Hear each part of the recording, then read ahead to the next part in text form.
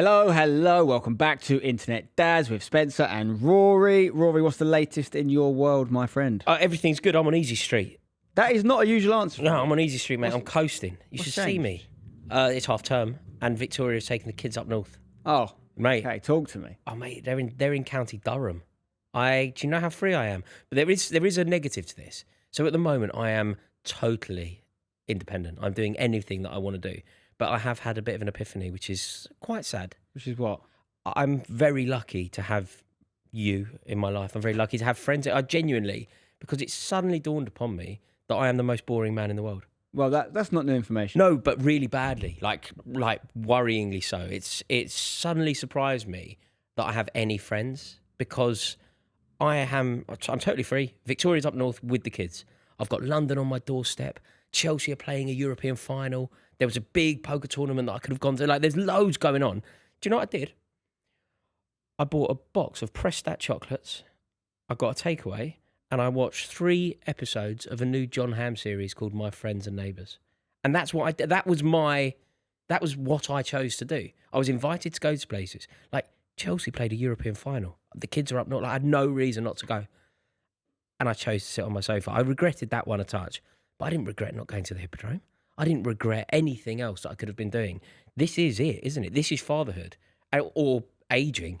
Well, I think it is very much like all the things you just described there you could have done. It's important to apply the context of all the things you have done in the last few weeks and months, because sometimes having that little time out is what you need. That's a very clever approach. Well, it's true, because you can't just be non-stop all the time. Yeah. You know, there is an idea and a version of the world where Victoria takes the kids and you have... And I paint the town red. I go mental. See your mates, loads of pints every day. Fashionable West End. Yes, let's go. Champagne popping. Is that the real world? Like, the reality is, even if you wanted to do that, and this isn't a reflection on you, this is a reflection on our age and just life, is that who are you calling? Who are you calling to come out with you? Because people just have we're at different phases in our life now. It's very hard to do that. Yeah. You know, I think that I just got back from a couple of these trips, and, you know, I was in Lisbon for the Women's Champions League. Looked amazing. And I love Lisbon. Great. And it was an amazing weekend. Obviously, Arsenal women's team won it as well, which is quite an upset. But like, I realised, like, that is like my equivalent of socialising now. It's socialising with these, like, people from brands that I work with or corporate, you know, they're like lovely people and you have fun, but I don't get to do it with my mates anymore, really. No. Very rarely. No. This is almost the therapy of friendship. You know, just like, this is where I come and talk about life. Yeah. Pod. I think about the times I've seen like a group of mates recently. I've seen like my close pals, you know, incrementally. Unfortunately, the last time I saw my schoolmates was at my friend's brother's funeral, which was a couple of months ago, and it was a very sad thing that brought everyone together. And then other than that, it's like we did the hashtag charity game recently, which was amazing to get everyone back together, but it's so fleeting. You're having maybe a 30, 45-second conversation with each one because there's so many of them. So the quality time is a real struggle, I think, when you get to this age. But also, there's nothing wrong, as you've said many times, that you like a bit of time at home or whatever. Rory time. There's nothing wrong with chilling out and doing that. Mate, Rory time. I'm so good at it as well. I'm so good at being on my own. It's unbelievable. Like, they've been away now for 3 days, and I'm ready. I'm actually ready for them all to come home. Yeah. I'm missing them now. But I had 3 days where I was just like, this is heaven. Yeah, I think that's normal, man. I think that's normal. I've got a bit of an admission to make here. County Durham always confuses me. Is that the place like near Newcastle? Yeah. It's not. Isn't there somewhere in Ireland called that as well? Newcastle would be County Durham. No. I think. What am I thinking of? I think you're just, when you hear the word county, because Ireland is... Am I thinking of County Derry or something? There is a city of Derry. Is there Durham in Ireland, yes or no? There isn't Durham in Ireland. Okay, there's fine. Dublin in Ireland, and then there's all the counties. And then I would be from the one additional county, which would be called County Kilburn. County Kilburn? Because originally, at least. And you're from the Kilburn High Road? Exactly. What? Exactly. That's mad. That's why they called it County Kilburn, as a sort of homage to the Irish. It was the London capital of Ireland. Okay, I could have saved myself the embarrassment of just Googling that, but I'm glad I finally know. No, there is no Durham in Ireland. County Durham is in England, okay. County Durham is so Newcastle would be in County Durham. Right, okay. My wife is from very close by.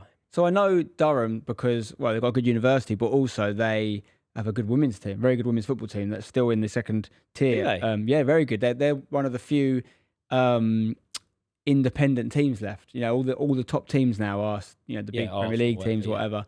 But they've been in women's football for a long, long, long time. I think they just raised some money as well, so they're really fighting the good fight against these, you know, monopolies. Yeah, that's good to hear. So I knew Durham for the clubs up there, like clubs like that, like Darlington. Yeah. Like I always like to see Darlington. I go to, if I'm, it's different now because we don't do Christmas up in the north anymore because we've got the kids, they come to us. But when I used to go up north for Christmas, if Darlington were playing at home on Boxing Day, I'd always go. Yeah. It was nice I've little got a soft connection. soft spot for him. I've got a question for you, Rory. I want to do something a bit different here. And I want to sort of take one of our offline WhatsApp chats that we've had into the real world Dangerous. and open it up. Yeah, I don't know, mate. It's something that happened recently. It's very like people are watching this or listening to this may have seen it on your own content, and we had a little chat about it. And I kind of I want to show another side to you because I think that people that watch you, and you're very good at this, by the way, like with your sort of day job, if you like, your football opinions and your talk sport and your own content stuff. You know, there is an obvious agenda that comes with someone in those jobs. You're having a football opinion. You're going to sort of live and die by that opinion. Often that opinion is going to be, polarizing and upset some people, but that's kind of the point. Like what I will say about you, and one of the reasons we sort of first discovered that we had some kind of on-camera chemistry was because we often had opposite opinions on football, and we'd go like with Gareth Southgate and we'd go to war over it. And I know that you and I are alike in that I think we definitely wouldn't say something we don't think is true, and we'd lean into it, our opinions. Where I think we're probably less alike in that front is that you have made a kind of career out of like what a lot of people do really well in the pundit world is like really going hard on some things. You did it recently. That's why I bring it up. We did it recently, this James Maddison stuff. Yeah. But first of all, James Maddison, I don't know if you've got kids or not, but I don't think he's ever going to want to come on this podcast. Maybe I'm wrong. It'd be a great episode. No, unless he's a huge fan of yours, he definitely doesn't want to come here for me. Well, I doubt if he I think he knows my brother because he does his golf invitational every year, and I think my brother may have played in that. But I will say I've always been a fan of James Maddison. I think he's if you don't know the context of this, Rory, among many other pieces of content, had a certain opinion on some James Maddison antics after Tottenham won the Europa League a few weeks ago. And had a bit of a war of words with him. James Maddison replied. Rory then replied again, and it's getting a bit of stick for it. Sometimes some people obviously love what you're saying as well. It's one of them. But we were having a chat about it on WhatsApp, weren't we? Which was like, I was just sort of saying, like, why do you hate James Maddison so much? What's the crack here? And then what I think people would be surprised to hear is that, like, what I get from Rory is not, no, this is why I don't like James. James like this. It's actually, do you think I went too far? Or do you think that was the right discussion point? I'm not saying you don't believe what you say, but, like, you are very aware of how these things are perceived. And it's a really interesting, like, scenario you put yourself in because it is an act. And you're not unique here. We all, by the way, in this industry are playing a role of some kind. Rory and I particularly found our place in this industry through playing roles. You as an actor, me as a character, comedy character, and then slowly kind of morphed into versions of our own personalities. But everyone is playing an act. Spencer FC is an act. The FIFA content I made over the years is an act. I'd say this pod is probably the least act I've ever put on YouTube. But this is more the real Rory than James Maddison content. I mean, with regard to that specific issue, I think it's really important to acknowledge that it was never personal about James Maddison. It never would be. For example, James Maddison did something that I thought was slightly off, and I therefore made a video out of that, and I spoke about my feelings towards that. Equally, if James Maddison scored a hat-trick in a European Cup final, or goes to the World Cup in 2026 and bangs in a winner for England in the semi-final, I will do nothing but eulogise and lionise James Maddison. It's not I dislike James Maddison. I don't know James Maddison. I've never had the pleasure or displeasure of meeting him. I don't know. Actually, I have. Actually, that's not true. I actually have. And he was very nice. I forgot about it. I genuinely forgot about it. I did. I did actually interview him once. And yeah, like I say, he was very nice. It's never personal. It's just my opinion. And I think most people in YouTube, I think this is something that we can extend to the world of YouTube, but it's certainly true about anybody in football YouTube. Your opinion is effectively your currency. Yeah. Your opinion is what gets you work. And my opinion on James Maddison deciding to overly celebrate was one that I thought was fairly negative, and I therefore reacted to that. Yeah, and some of that I think it's probably fair to say is wrapped up in you're a Chelsea fan, it's Tottenham. You wouldn't be doing that if it was a Chelsea player, probably. John Terry famously did something very similar. Yeah, no, but... very similar? Yeah, there was... What I found... The reason why it kind of resonated with me about Maddison was partly because he was... The kit thing wasn't really it. It was the interview. It was the interview Roy where, Keane comment. yeah, it was the interview. Like, I think that James Maddison is obviously entitled to celebrate a Tottenham victory. He's obviously played his part in Tottenham securing that trophy. It was never that. But I did think it took some front. Not even that I don't admire. Like, me disliking me disliking it doesn't mean that I can't admire the front. No, I think James Maddison, and he said something recently, I think linked to Simon Jordan as well, which is like... Oh, yeah, when he told Simon Jordan to eat humble pie, and you're like, hang on a minute, what? Who needs to eat humble pie here? Well, I think, I'll be honest, I actually rate Maddison a lot. Like, I think that Simon Jordan and other people like yourself have come for Maddison a lot over the years because he gives it back. Basically, he gives it back. He's not a shy footballer who's happy to say something. And sometimes he says something off the back of a final that he hasn't played a part in or whatever, played a big role in. And people just don't like it. We're constantly asking footballers to have, personalities, to not be so media trained and give these sort of stable stock answers. And Maddison is the antidote to that. And it's not like he went around going, who wants to interview me? He would have been dragged, like he would have been asked to do it. And he said yes, because he's the guy that's happy to have a voice in that squad. I think that if you don't play in the final, you perhaps let that interview or insist that interview goes to maybe Brennan Johnson, who scored the winner. Well, I'm sure he was interviewed as well. Yeah, no, but that interview, for example, when Paul Scholes won a European Cup and he didn't play, he had his suit on and you wouldn't have But also, Paul Scholes isn't... I know he's a pundit now, but he was never the type. He was never the person that was desperate to do that. Yeah. I think that probably the producers are desperate to get Maddison on. But they know he gives you... They know he gives you something, but absolutely. But when you spoke about maybe the lack of personality in footballer, and this is something that I totally agree with you on, there is a distinct lack of characters. Like, everybody loves the idea of a Stan Bowles or a Rodney Marsh or whatever. But the crucial thing that comes with the characters and the personality, the reason why George Best is seen as being such a character is partly because his personality shone, but it's also because he was an elite level footballer. Yeah, it's also because he did elite level things. Like Cantona. Yeah. Cantona is a personality, but he was also elite. Yeah, Maddison is a very, very good footballer. Like, he's in the Premier League. He's one of... When fit, and he has obviously injury issues a lot, but when fit, I don't think there's a huge discrepancy, probably get some hate for this, but between him and Jack Grealish as footballers, to be honest. Jack Grealish went for £100 million, but it's been very ineffective of late. I think that the difference between them, because they're similar as well in terms of personality, is that Grealish is so widely more liked than Maddison. And I think it's just because Grealish is this party boy who doesn't ever give it back. He never has a go at anyone. He's like a very likeable personality. I've got nothing against him, obviously. And Maddison, if he has shots fired at him, he fires back. Yeah. And as it's his right to do so. And, but in terms of player and in terms of like ability, I don't think there's a great deal between them, to be honest. But for some reason, Maddison, again, like, why does Grealish, I know we're not trying to make this a football podcast, but why does Grealish like not get more hate when he's put £100 million spent on it? I think partly here, though, again, it's because Jack Grealish won a treble and James Maddison has become one of the first players ever to accrue 22 losses in a league season and not be relegated. So when you come out and give it the big one and you're Jack Grealish, if you believe that he does that, like, I think Grealish is an icon. I love him. And maybe I'm a great example of the point. Because you don't hate Man City, though. If you hated Man City, perhaps I think you would. Perhaps that's true. But Grealish won a treble.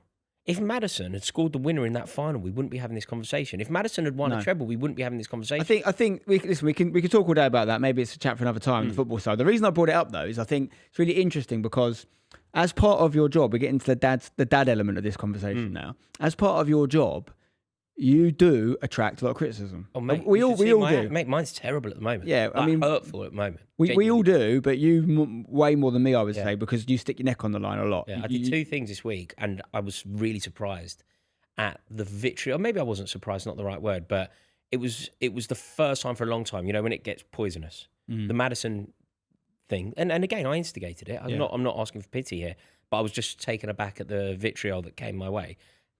Plus, I had an opinion on Jurgen Klopp's comments about Liverpool. Yeah, I saw that. And both. But a lot of Liverpool fans were happy with you about that. Some of them agreed with you. A lot weren't, but some did. Yeah. But I think the issue with that one, again, not to get into the football nuance too much, is that he actually hadn't told anyone what to do. He was just expressing his opinion. But anyway. Yeah. But I think that the point is, like, when Maddison, for example, interacts with you, in terms of your job and what you're looking at, and I know you got advice from other people as well, like that's gold dust. Like, you've had the interaction. Okay, well, now I get to make another video about this. Well, I understand actually, that. My standpoint, as you know, was I'm not doing anything. I didn't reply on Twitter. My standpoint was, like, I find it all a little bit unedifying when people argue on the internet. Like, I find it all a little bit But when you beneath.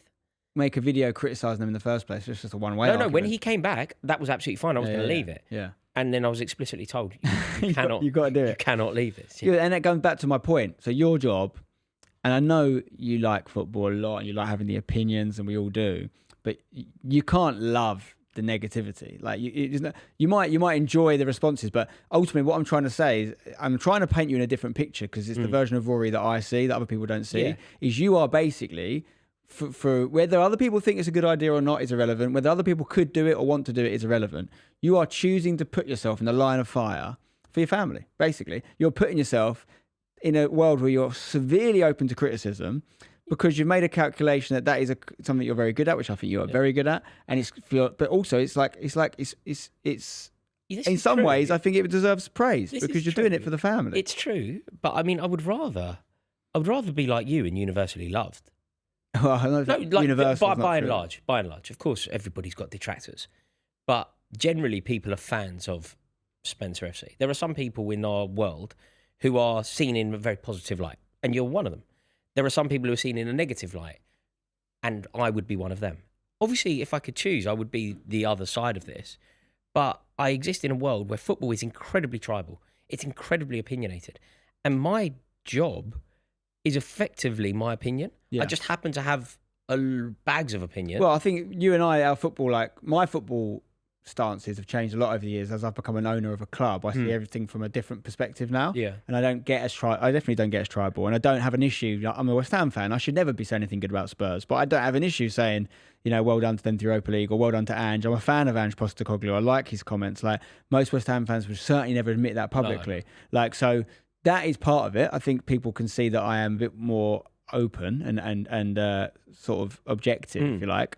But it's you're not necessarily saying something you don't believe, but what you're doing is you're leaning into that Chelsea. What I'm doing is I'm saying exactly what I believe. Yeah. Which some people choose not to do. So, for example, I did feel that way about James Maddison's stance on the whole victory. The easiest thing to do is to say nothing. The easiest thing to do is just leave it. The easiest thing to do is just. But it's almost impossible to do that when your livelihood is your. Yeah, you're in that game. Yeah. But what does it ever spill over though? We're talking about the home Rory, when you're getting. I can remember some of the reasons I don't use like what's now called X anywhere near as much as I used to. I've still got loads of followers on Twitter, and it's not because of anything I do now, really. It's because in the early years of it, I was very active. Yeah. I used it personally to give my opinion a lot, and it would often have a lot of uptake and a lot of sharing and stuff. And I would read the comments, and sometimes my blood would be boiling at someone who's not understood what I said or got the wrong end of it, or chosen to spin it. Yeah, accused me of something that's not true, and they, because of the nature of the platform, they're doing it on your platform, and they get the same awareness, even though they're someone that hasn't earned that. Which I had over a period of many years. So I had to pull myself away from it personally because I couldn't handle it, basically. But you get it all the time. I get it all the time. But it's a sad state that it has become this vitriolic. Hateful. It's a very hateful platform. So that particular one, I do my best to stay out of. That one in particular, I've actually moved it on my phone homepage so that I don't automatically check it. I think that one is a particular hate-filled cesspit that is best avoided at all times. I go on there, I post, I leave. That's generally my process. I don't really use it as a news feed in the way that I did maybe 5 or 6 years ago. What I think has to be accepted though, and there is a huge element of family here, is that this is sort of the game. This is the game. Do you watch The Wire? Yeah, I used to watch back. There's a great thing that I kind of learned from The Wire that I just thought was mesmerising. Considering what we do, I think a great way to look at football is it's the most important thing in the whole world, the most important thing in your life of all the things that don't matter. Yeah. Right, I think it's a really good way of putting it. So the things that matter are your mum and your children and of all the things that actually don't matter, it's top by a mile. And that's how I now see it. That's how I've learned to see it. You can separate your brain almost from it. Yeah, exactly. But what I used to do, I used to see it as, like the famous Shankly quote, football's not a matter of life and death. I used to see it. I was there. Yeah. I was genuinely there. Like, I remember when Liverpool didn't win the league. I've never been more happy. I remember when Chelsea won a European Cup. It was like having that level of emotion only came to me from football up until I had children, really. Yeah. But going back to that thing about The Wire, there's a great thing in it, and they call it The Game. And you've got Omar, one of the most amazing created characters ever, a sort of gay stick-up boy that just shouldn't. Well, it works. It's amazing. Anyway, they're all killing each other and slinging drugs, and it's all mad. And there's this amazing thing where they never take it personally. It's always the game. Game's the game. It's the game. It's like there's meant to be this great scene, but there's meant to be like a Sunday truce where you can take your mum to church, and nobody gets shot on a Sunday morning truce. One of the fellas, Avon Barksdale, apparently tried. Spoiler alert, right? Yeah, do you know what I mean? I was going to watch it when I got home. 25 years ago, though. It's not a new film. He broke the truce. And anyway, Omar was basically said, this is horrific, I can't believe it, but it's all in the name of the game. And I think there is an element to probably every industry. I think that it's probably applicable to if you work in financial services in the city, if you're working for a plumbing company. I think it's applicable to everyone. Never take it personally. For example, what I said about Maddison, it's true how I feel about Maddison in that moment, but it doesn't represent how I feel about, like, I admire James Maddison to a ridiculous degree. He's living my dream. He's a professional footballer who's made it to the very top and has been part of a team that has won European silverware. Yeah, so when he replies saying, you know, what is a Chelsea Rory, which is also him just playing the game. Of course. You're then able to go, okay, well, I've got something to work with again now, but it's actually not that deep. No, and that was my main not question. That deep. That's something that people say. Mate, you think this is why you're great for me, because you can educate me. That's something that I keep hearing now, that people a decade younger than me keep saying. And I'm like, are you moronic? Can you not say, not you, can you not say it? There's two things. You know the other thing? This bloke kept saying it to me. And I was just like, I don't really believe in violence, but I'm going to hit you because this is just the worst thing ever. He kept going, I can't lie, and then would proceed to give me his opinion. I can't lie. I don't expect you to be lying. Is there like an implied thing here where should I expect you to be lying unless you qualify that you're not lying before finishing this? People from our generation say, I'm not going to lie. They say that all the time. I'm not going to lie. Yeah, I'm not going to lie. I don't like that. It's the same thing. I don't say that. It's the same thing. I'm not going to lie. So I'm not going to lie. Like, but you want lunch? I'm not going to lie. It's a I'm quite prefix hungry. to a quote you're about to say, which is basically saying it's almost acknowledging that this is maybe an uncomfortable truth. So I do think there's definitely like phrases. Well, I'll just assume that you're not lying until told otherwise. No, you don't but need to explicitly tell me that you're not going to lie. No, for example, like if you said to me, mate, does my hair look good today? And I said, like, I can't lie, it's not looking great. In that it's different to saying in that it's not looking exact great. circumstance, okay, I could kind of understand why you'd use it once. But it was honestly. No, I agree. It was this repetitive phrases everything. Now. Yeah, exactly. Everything. I'm on board with that. But that's no different. And he kept saying it's not that deep. But that's that every generation has that. Essex has the like. Every sentence is like. Oh, like. I know what I mean, but the like's not doing anything in that sentence. Not from Essex, but do you know who's picked that up? Probably from California. Clementine. Yeah, I was going to, because my little boy does it as well. Yeah. And I was like, no. The one thing that you will do is speak properly. The best bit about that is that you said, but I was like, because you don't need to say that. Yeah, I know. We could have just said, but I said. But the way I approach the situation was, no, I find it infuriating. Yeah. I really find it infuriating. But it's just sort of the way it's gone. But to go back to that, it's you know when somebody were to make a YouTube video about me, where they use a tweet and they make a big video and that video does really well for them, possibly the best video on the YouTube channel. Yeah. When I was young, that would have probably annoyed me. But that's them playing the game.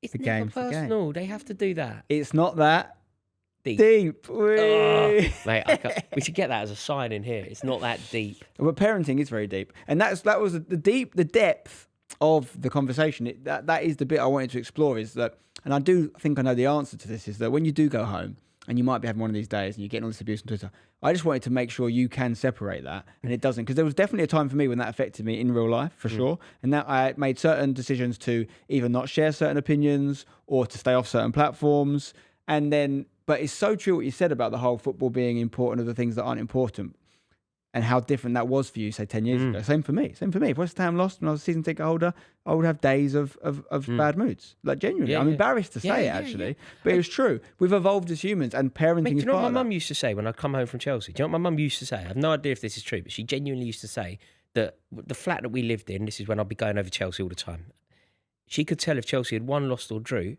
by the way the key went in the door. Wow. That's what she genuinely used to say to me. I know, like, I could tell the mood he'd be in because but no, it evolves. But in terms of does it affect?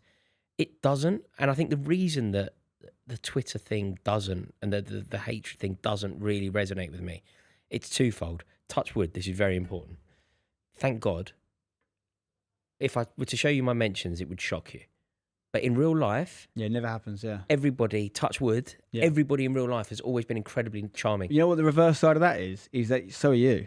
People probably don't know this about Rory because they see an idea of him online. When you interact with Rory in real life, he's maybe the most polite man I've ever met, spent time with. To everyone, to the person that gives him a coffee in the coffee shop, having a little conversation with them. Like, there's a skill set you have that I definitely don't have. People watching this probably think the opposite. Like you said, they had this idea of me as this, everyone has a good opinion. Like, if you'd seen some of the awkwardness I was creating when we recorded the pod last week off camera, you'd think Spencer's a devil. He's the devil. Like, so there is an opposite side to us. So, yeah, Saffron's agreeing with you. Yeah, Saffron's like, oh my God, who is this guy? If they knew the truth. If they knew the truth. But no, I think, thank God, everybody's been very nice. But then equally, what am I going to care? I'm so lucky, mate. Yeah. Like, what am I going to care? I've got 2 beautiful children and a wife. I've got you as a mate who will tolerate me. But what can I possibly be angry about? Yeah, that's a very good perspective. And there'll be people watching this that think, oh my God, this is such a esoteric episode, them talking about this YouTube stuff. I actually don't think it is. I think it's so relatable. Everyone watching this is playing an act at their job. Doesn't matter what the job is. Yeah. They might be sitting in an office and the boss comes along and they sit more upright and they say, oh, hello, mate, how are you? And they don't like the bloke or woman. No, everybody has to do. Yeah. Well, do you know where I really noticed that? Again, I'm going back to football here, but do you know where I really noticed that? I've been in football stadiums where the worst possible thing ever is going to happen, right? I've seen John Terry miss in Moscow. I've seen Chelsea concede a goal in the Allianz Arena 8 minutes from time to lose the European Cup. And you know the reaction? Do you know what it is, genuinely? It's utter silence. So you know when you see somebody on YouTube now, somebody concedes a goal and they start swearing and they kick the that literally is an act because that isn't what happens. I promise you, when Cristiano Ronaldo rose above Michael Essien to score in Moscow, you looked around the Chelsea end, you would have heard a pin drop. Yeah. Not one person was ranting. Shock. Everybody was just totally stoic and silent and heartbroken. There was no rant, looking down the lens and fuming. There was none of it. So everybody is effectively playing a game to a degree, and I think it's just the world that we live in now. It's like this vlogging selfie world that we're now part more of. so now than ever before. More so than we first. This changed in the time that I've been on YouTube and online because I think when I came up. Like, I honestly say this to Alex all the time. If we were starting from nothing now, i.e. no followers, trying to make into this industry, I don't think we'd have a chance. I don't have the same level of hunger, if you like, to do it, which I think is natural occurrence of what I've gone through. You do have exactly the same hunger in your belly. Maybe if I had the same hunger, but I still have to play a very different game to what I played 10 years ago. 10 years ago, I really was, in most senses, just my authentic self to a degree. There was an element of act playing, like I said, but like when I was doing the FIFA stuff and that, I actually wanted to do it. I come up with the idea to do it because I thought it was fun, not because there's any guarantee of success. And I think that seeped through. I don't think there's room for that anymore, unless the thing you like doing is so abstract and crazy and shocking that people are going to watch it. You have got to do something mad. You have to be better. Yeah. I think there was a world where you could be first or one of the originals, and that helped. Now you have to be extremely good. Yeah, or extremely polarizing, like yourself. Like you have to create that reaction. Yeah, and I completely get it. Like again, it's not something that I would do. Like I have a lot of opinions on football, obviously, and I'm really happy to share them, and I do in my own content all the time. But I do think like I've gone on things like Saturday Social a lot, which I know you have on Sky, and they'll do these. Oh, we want you to rank the 10 best centre mids in the league right now, and it's football chat, but it could be about anything really. And I'm just like, okay, cool. And they want me to do something crazy. I know that they're not telling me this. The best thing for the show is that you leave Bruno Fernandes off. Yeah, they want me to put a West Ham guy number one and really, and I'm just sitting there with probably the best 10 that anyone could make. Yeah. But they're like, there's no clicks here, there's no clips here. But hang on, if I do something crazy, not only does that maybe get more clips, it gets loads of comments going, who the F is this YouTuber? He doesn't know anything about football. These comments on my one, if you watch them, are actually like, yeah, good list. But it doesn't get views. But you have to believe it as well, though. Yes, like in order to argue it, so for example, in order to actually argue it, you have to believe it. Yes, but it's very hard now for people, and I think YouTube now is the most desirable. Have you seen that stat? That What the kids if wanna you be, ask yeah. children, if you ask, I think the age they do is 11, just when they're leaving primary school. If you ask 11-year-olds what they want to be, I saw the change over the years. It went from being a rock star when Liam Gallagher was at his pomp, into a footballer when David Beckham, through to Cristiano Ronaldo, Lionel Messi Yeah. were at their pomp. Now YouTuber, yeah. Now it's a YouTuber. Influencer, yeah. Now it's an influencer. It's a dangerous thing, isn't it? Because what does that even mean? It's like saying I want to be a celebrity. Yeah. And no one should ever want to be a celebrity. No, you have to be something. When I was young, everybody wanted to be a celebrity, but they wanted to be a celebrity because celebrity means fame. But it should be a side effect. Yeah, it's side effect. Shouldn't be the thing. I want to be. I don't want to be famous. I want to be the best footballer in the world. I want to be elite. Therefore, I'll be Yeah. famous. I want to be a film star, and therefore, I'll be famous. That was always my view growing up. And people asked me what I wanted to be. Even when I didn't know what I wanted to be, I would never say it's about money, and I would never say anything about attention. I would say I want to be the best. Because I know if I end up being someone that makes tennis rackets, right? If I'm the best, I'm going to be fine. Yeah. If I'm one of the best in the world, which that was my thing. Whatever I do, I want to be one of the best in the world at. Yeah. Because then I know you don't have to worry about money if you're one of the best in the world in anything. Yeah. No, absolutely. So, but if you say I want to be famous, it's a very dangerous. But that game to came play. when we were young. That didn't come. That's not new. Do you know when I really noticed that? With the rise of the what are they called? The Only Way is Chelsea. Yeah, Yeah. What Reality that's TV, where yeah. it came. Yeah. That's where it came. Yeah, I mean, there's always been versions of that. There's the famous Andy Warhol quote, isn't there? Like, Famous, in the future, everyone will be famous 15 minutes, and now it's like everyone will be famous 15 seconds because it's TikTok or what have you. And it's really interesting to see how that has developed. But yeah, there's definitely not something to. It's a worry for kids, though. It's a real worry. Like, do you know the one thing that I just can't get my head around? It's the family vloggers with kids. We need to get some on. Yeah, because I find it a fascinating experiment. I just can't. Yeah. I think it's so. I'm probably wrong here, but I just think it's so dangerous. Well, the thing is, this is my issue with it, and there's no judgment here for anyone that does it, right? But you just fundamentally cannot know that they're making. Like, you can say, oh, we asked him or her, and they love it. They love it. Yeah, they love it now. They're 8. Yeah, they'll sue you when they're give it 10 years. Yeah, it's no different to child acting. Well, do you know what? Do you know where? Because you're not a developed. It's different. If you film me at 25, and I said, sign the release form. I want to be on it. At 35, if I hate that version of myself, at least I was 25. Yeah. And I can say, look, that's my mistake. Yeah. If you do that with a 15-year-old or 11-year-old, Mate. and they don't know who they are yet. Do you know what I saw? And it really shocked me. And it was a clip that was on Twitter, and it was a family vlogging thing, right? And this little girl was quite distressed. Her tooth had come out, but obviously her tooth had come out, which is a very natural experience. But it bleeds, doesn't it? Yeah. And I think the little girl had seen the blood on her hand or tasted the blood and had immediately panicked because it's blood. The mum, like, that isn't a shared experience, in my opinion. But loads of people would have an opinion on the way that I conduct my business and talk about Madison. So effectively here I have to hold my hands up and go, good luck to you, it's just not for me. Yeah. But the mother, rather than kind of comforting, and Clementine's going through a period where she's losing her teeth at the moment, right? So it's quite a loving experience as well. The tooth fairy is a thing, and she's saving up the money to go to her favorite Lego toy shop and whatever else. But it's not a shared experience. This kid was bleeding and had blood on her hands, and she was devastated. She was really, really distressed, and the mum was filming it for the vlog. Yeah, that's mad, isn't it?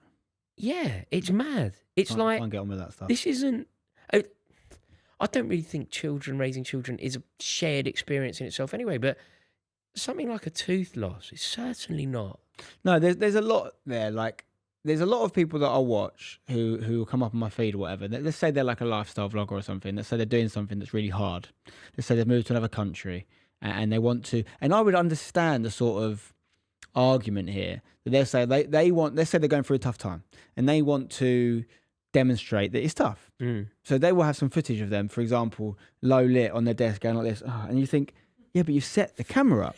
Like now listen, I can get it. I can understand why they might be like doing that in real life, really struggling, and think, you know what, I'm giving a massive benefit of the doubt here. Like, you know what, I'm going to film this, I'm going to fake it, but it's true. It's my true experience because I want to share it with the world. I can get on board with that. The minute you do that with your children, I think you go too far, because I think you're it's just not like they're not old enough. I just don't think they're old enough to have that done. It's popular though, isn't it? Like I couldn't think of anything worse than So- watching somebody else's children. Like I've got enough stress in my life raising my own children. You know, my downtime is very much You don't want to watch more parenting. Yeah, my downtime, and by downtime at the moment, don't get me wrong, I'm having a time of my life with this new John Hamm series, right? I am absolutely living the dream, although I do need them home now.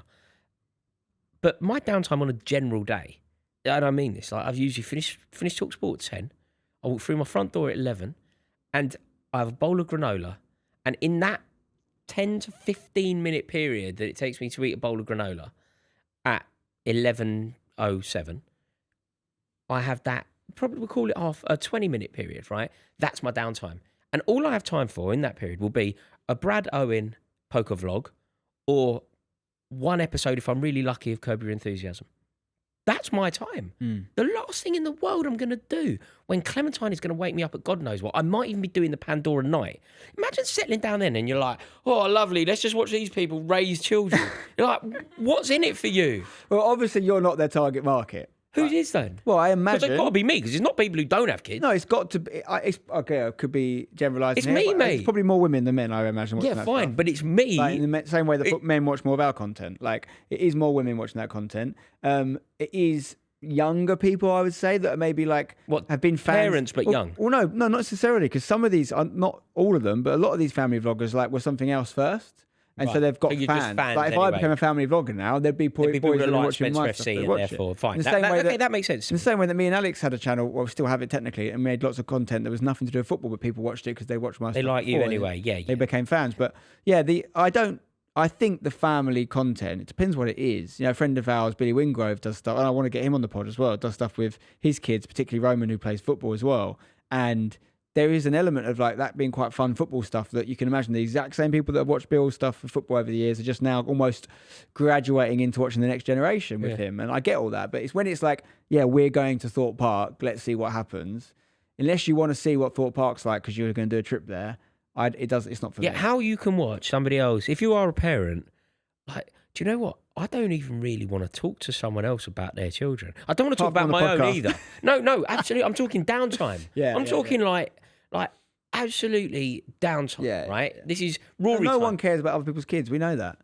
I'm not, when we do this pod, I'm not trying to get people to care about my kids. No. I'm trying to Talk about their kids, our I'm trying experiences for their families. Exactly. How can they apply this to themselves? I don't expect them to go, wonder what Spencer's kids are up to this week. No. It's not. It's about the shared Do you know experience. what I've decided the worst person in the world is?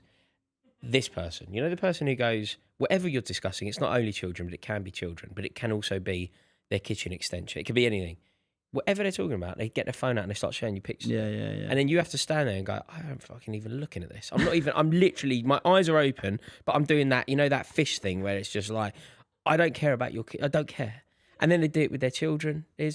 Oh, look, there she is on World Book Day as Harry Potter. I'm like, I don't fucking care. So it's one of them. If I'm like I don't know, getting my hair cut or someone, and someone asks about my kids and they say, have you got any photos? That's completely different. Yeah. You go, yeah, of course I have. That's the good thing about phones. No, there are some people where it matters. There are some people, like my mum, you couldn't show her enough photos. Yeah. I'm very interested in your family. Of course I am. You're a dear friend. Of course I'm interested in your family. I'm not talking about that. I'm talking about the superficial. Yeah. The superficial. Yeah, straight out. Phone straight out. Phone straight out. Yeah. We're doing an extension. Do you like the garden? Yeah. No, I don't. I don't care about you or your garden. There's another. It's like a slight move away from what you were just saying, but it made me think of something, which is like something first of all, I think that people get to our age and they stop evolving, they stop trying to improve themselves as humans, and I'm super like against that in myself. I really want to always try and be better. I'm not talking about necessarily career stuff. I'm talking about just human behavior. Yeah. And like one of the things that I've noticed about myself, and I think my mum's a bit like this as well, we're quite chatty, I have two sides to me. I have a gregarious side to me, but I also have a very like, I want to be left alone side to me, and it depends on the mood I'm in or whatever's going on. But if I need to be, I can make, a group come together. I've been captain of most of the football teams I play in. Like I know how to do that. But sometimes I think that shows itself in a bad way as well. Like what you were saying then. One thing I really want to do less of is like, I want to just get better at, it's ironic, and I'm talking a lot on a podcast, but at listening. Yeah. Like if someone's telling me a story, sometimes I have this default response, which is to let them finish, obviously, but then tell my version of that story. Like, oh, this thing happened to you. Oh, well, that's similar to something that happened to me. Or that's I've got. Conversational, mate. It is, but sometimes I think you just got to be like, What's the follow-up question? Yeah. Okay, what happened after that? I want to be better at that because I think I'm missing out on a lot. I wouldn't say in our hours of chatting and our hours of friendship, I wouldn't say that that's something that I would have noticed about you at all. That's good to know. Yeah. To know. The only reason that maybe I haven't is because I do it. Maybe we both have the same flaw here. And no, you're very good at asking like how things are going or whatnot, and I'm getting better at then returning that question. Do you think I'm you're not a nicer person now? I definitely. genuinely believe that the person I am today, and I hope I can say this again in a year, but I genuinely think that the person I am today is the nicest person I've ever been. Yeah. The kindest. I've said it many times. I definitely think I've evolved. I think that my core character traits are still there. I don't think I've ever been a bad person in the sense of, obviously the same for you. I've never wanted anything bad to happen to anyone. Never had negative, I've never really held grudges or had any sort of enemies or anything. But I definitely think I'm more empathetic now. Same here. Like I can see other people going through things. It's fatherhood? 100%. Or just age? Fatherhood. Well, maybe it happens to people as well. Maybe I think fatherhood is the biggest aspect of it. I think there's also something about just being head down in your 20s, like just being like, I can't help you because I've got to help myself. Yeah. And then if you're lucky enough to get to yourself to a certain position, or you start to actually see, there is other things going on in the world, be it outside your house and your wider family, be it in the whole world, like. Sometimes you need a bit of time to gather that awareness. It doesn't happen to some people. Never get it, No, I know. Plenty of guys going around their 60s still head down. Yeah, I think it's fatherhood. Like, when I look at Pandora, and also my grandmother, like my baby and my 91-year-old, like it can almost cry just looking at either of them. There's there's the vulnerability of both, like really hits me, and I think that then has an impact on the way that I look at the world. Do you know what another part of it is? It's a bit dark, this, but I think it is true. And obviously we're a long way off this, touch wood, but a lot of it is just about your own impending, like, mortality. Like, what happens, you get to our age, and unfortunately the generation up from us start to pass away in these things, and they have profound effects on you. You might even be unlucky enough to lose, people your age, friends, family, even people the generation below you, serious tragic stuff. And that has an effect on you've got this ticking time bomb. You don't think about that stuff. Everyone's different. But for me, I just consider myself very much like a young man on the up. And then probably around 30, I started to think, okay, actually, am I sort of I can probably justify saying I'm in my prime. I definitely can't say I'm not at my prime yet. Like, I need to get going. Yeah.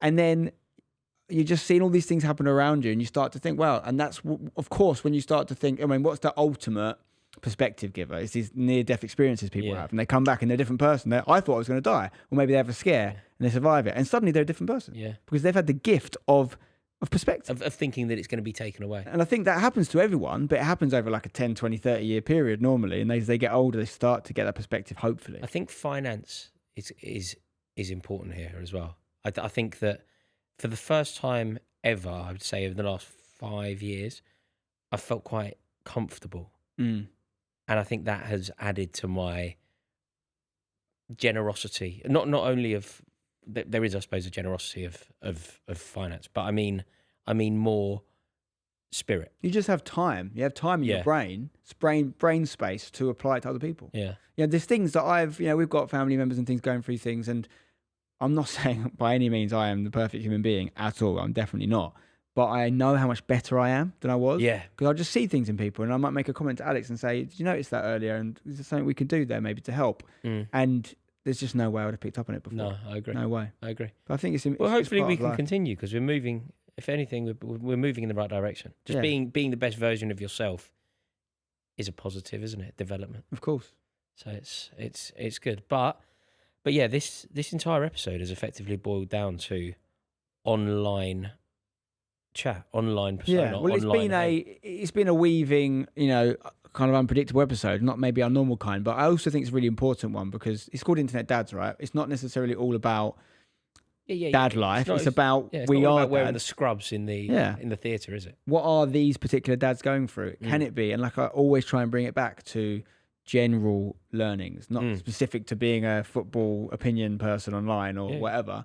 These are all things that people can take something from, I hope. One other thing before we go, Rory, that you mentioned a minute ago, it's a bit abstract thought, but if these things come to me, I always want to share them because there might be a bit of magic in there. You said about people that have football opinions, the only thing that really matters is that they really believe them. And like what I try and do is I try these different things in life. So whether it's obviously football and content, and then it's like things like chess, I'm really into chess, jiu-jitsu, now learning a lot about poker. I always look for these like underlying rules that can be applied to everything, because there's a lot of crossover, by the way, in poker, chess and jiu-jitsu, really interestingly, like, and that whole you've got to believe it is such an important lesson in life, and it can be applied to everything. Like maybe there's someone listening to this right now who's in a certain point in their life, and this could be helpful. That's why I want to say it, is like, if you're going in for an interview, like you've got to believe you're the best person for the job. If there's something that it's the opposite is true. If you think it's not going to happen, it's not going to happen. And like, there's a poker thing to it. I was talking, because Alex is super into a poker now, and I was literally talking to her about it the other day. I did an amazing bluff, right? I saved the hand because I was like, this is a good bluff. It was in a big tournament. It was against a player who had a lot of hands, you know, like he'd been playing a lot. So I knew I'd done a good job there.